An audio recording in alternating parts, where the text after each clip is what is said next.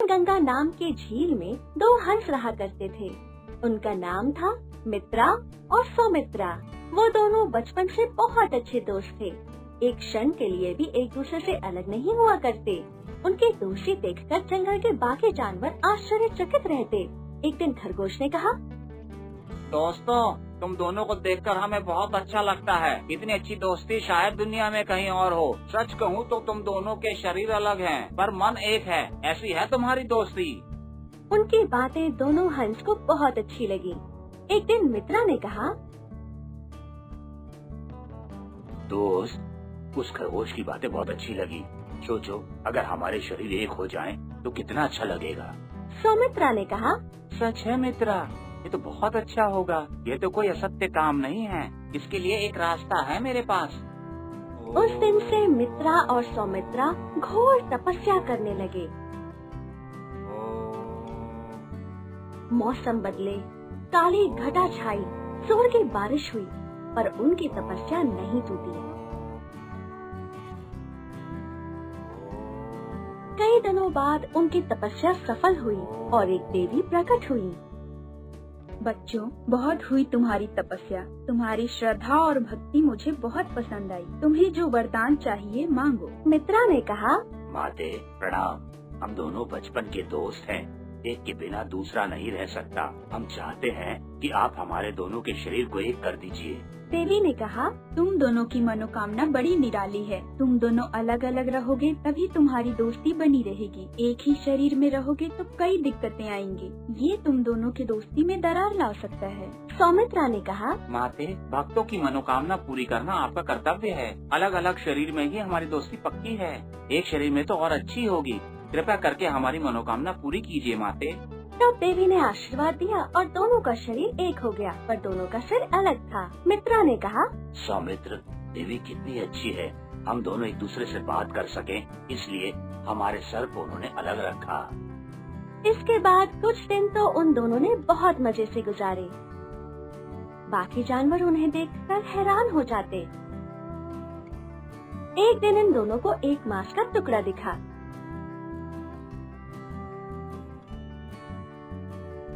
तब मित्रा ने कहा, अरे वाह, मांस खाए तो बहुत दिन हो गए। सिर्फ मछलियाँ खा खा कर तो मैं तंग हो गया हूँ। ये कहकर उसने मांस के टुकड़े को अपनी चोंच में उठा लिया। तब सौमित्रा ने कहा, ठीक कहा तुमने। रोज मछलियाँ खाकर तो मैं तंग आ गया हूँ। कभी कभी मांस के टुकड़े भी खाने चाहिए। मुझे भी तो दो। मित्रा ने कहा, मैं क्यों दूं? ये तो मुझे मिला है। वैसे भी तुम खाओ या मैं खाऊं, फर्क क्या पड़ता है? तुम्हें जो पसंद है तुम खाओ, मुझे जो पसंद है मैं खाता हूँ। कोई भी खाए जाता तो हमारे ही पेट में है ना। ये कहकर उसने उस टुकड़े को टक से निगल लिया। इससे सौमित्रा को बहुत गुस्सा आया। फिर एक दिन एक मछली को खाते वक्त मित्रा ने कहा, क्यों हर बार हर चीज में हिस्सा मांगते रहते हो? एक बार बताया था ना, तुम्हें जो मिले खाओ, मुझे जो मिलता है मैं खाता हूँ। पर चाहे कोई भी खाए जाता तो हमारे पेट में है ना। सौमित्रा ने सोचा, इसको तो अच्छे से सबक सिखाना पड़ेगा। एक दिन वो दोनों जंगल से जा रहे थे। उन्हें एक जहरीला फल दिखा। सौमित्रा ने उसे अपनी चोंच में उठा लिया।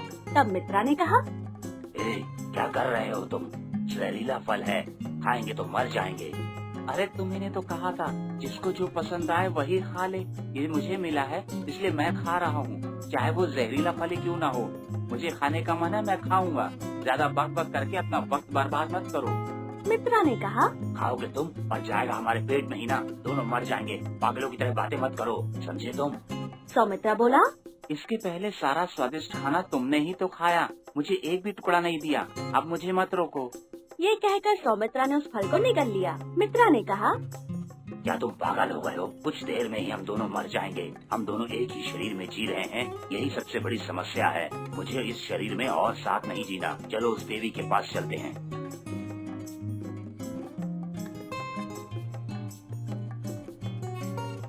फिर उन दोनों ने उस देवी को बुलाया। देवी प्रकट हुई। उन्होंने अपनी सारी बात देवी को बताई। तब देवी ने जवाब दिया, देखा तुम दोनों ने, मैंने तो पहले ही कहा था। पहले तुम दोनों कितने प्यार से रहते थे, आज लड़ झगड़ रहे हो। इसका कारण है तुम दोनों की अवास्तविकता। अवास्तविकता की वजह से कई कठिनाइयाँ होती हैं। अवास्तविक दोस्ती, अवास्तविक स्नेह, अवास्तविक प्यार, इसी कारणों की वजह से तुम दोनों को तकलीफ होती है। इसलिए सबको अपनी सीमा में रहना चाहिए। ये कहकर उन्होंने फिर से आशीर्वाद दिया। इसके बाद मित्रा और सौमित्रा को अपने अपने शरीर वापस मिल गए। हमें कभी भी अवास्तविकता में नहीं जीना चाहिए। अवास्तविक स्नेह, अवास्तविक दोस्ती, अवास्तविक प्यार कभी सही नहीं होते। अगर हर कोई अपनी सीमा में रहे तो किसी को कोई तकलीफ नहीं होगी। जादुई चक्की। एक समय की बात है, एक शहर में दो भाई रहते थे।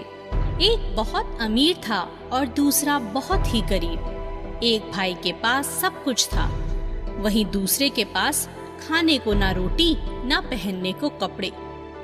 उसका परिवार भूख से मर रहा था। उसके पास खाना खरीदने के पैसे भी न थे। वह अपने भाई से मदद मांगने जाता, पर बड़ा भाई उसकी कोई मदद न करता। एक दिन वह काम की तलाश में भटक रहा था। रास्ते में उसे एक बूढ़ी औरत दिखी। उसके पास लकड़ियों का एक बहुत बड़ा गट्ठर था। माँ जी, यह लकड़ियाँ भारी हैं, मैं आपकी मदद कर देता हूँ। क्या हुआ बेटा, तुम इतने दुखी क्यों हो? माँ जी, मैं क्या करूँ, मेरा परिवार भूख से मर रहा है और मैं कुछ नहीं कर पा रहा। मेरे पास कोई काम नहीं है, क्या आप मेरी मदद कर सकती हैं? अच्छा बेटा, अगर तुम यह लकड़ियों का गट्ठर मेरे घर तक ले आओ तो मैं तुम्हें एक ऐसी चीज दे सकती हूँ बेटा, जिससे तुम अमीर हो जाओगे। ठीक है। वो आदमी उस बूढ़ी औरत के पीछे पीछे चल दिया और उस गट्ठर को लेकर बुढ़िया के घर तक पहुंचा दिया। शुक्रिया बेटा, अगर भगवान ने चाहा तो तुम्हारी गरीबी बहुत जल्द दूर होगी। हाँ,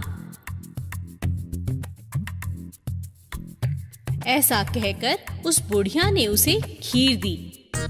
ये लो बेटा, इसे लेकर तुम जंगल में जाओ। कुछ दूर जाकर तुम्हें 3 आम के पेड़ दिखेंगे बेटा। उसके पीछे एक बड़ी सी चट्टान भी होगी। उसी के पीछे एक बड़ी गुफा है। वहाँ 3 बोने रहते हैं बेटा। उन्हें खीर बहुत पसंद है। वह तुमसे यह खीर जरूर मांगेंगे, पर तुम बदले में उनसे पैसे मत मांगना, बल्कि कहना कि मुझे पत्थर की चक्की दे दो। बस बेटा, तुम्हें इतना ही करना है। आदमी खीर लेकर जंगल में चला गया। वहाँ उसे बहुत सारे पेड़ दिखे। कुछ दूर चलने के बाद उसकी नजर एक आम के पेड़ पर पड़ी। ध्यान से देखने पर 3 पेड़ त्रिभुज की तरह कतार में लगे हुए थे। सब कुछ वैसा ही था जैसा बुढ़िया ने बताया था। गुफा का दरवाजा लगा हुआ था और बोनों ने खीर देखी तो कहा, यह खीर हमें दे दो, इसके बदले हमसे जो चाहे ले लो। ठीक है, मैं तुम्हें ये खीर दे देता हूँ, पर उसके बदले तुम मुझे पत्थर की चक्की दो। हमें मंजूर है, पर यह चक्की आम नहीं है। इसे घुमाते हुए तुम जो मांगोगे वो तुम्हें मिल जाएगा। हाँ, और इच्छा पूरी होने के बाद इस पर लाल कपड़ा जरूर डाल देना, सामान बनना बंद हो जाएगा। बोनू ने उसे चक्की दी और वह चक्की लेकर वहाँ से चला गया। उसने देखा उसका परिवार भूखे मारे जमीन पर पड़ा था। उसने अपनी पत्नी से एक बड़ा कपड़ा लाने को कहा, जिस पर वह चक्की को रख सके। वह चक्की घुमाने लगा और कहा, चक्की चक्की दाल निकाल। और फिर वहाँ दाल का ढेर लग गया। उसने चक्की पर लाल कपड़ा डाल दिया। दाल निकलनी बंद हो गई। उसने कपड़ा हटाया और फिर चक्की से कहा, चक्की चक्की चावल निकाल। ऐसे ही वहाँ चावल का भी ढेर लग गया। सभी ने भर पेट खाना खाया। फिर उसने चक्की से रोज नई नई चीजें निकालना शुरू कर दिया। कभी आटा, कभी दाल, चावल, ज्वार, और वो सारा सामान बाजार में बेचने लगा।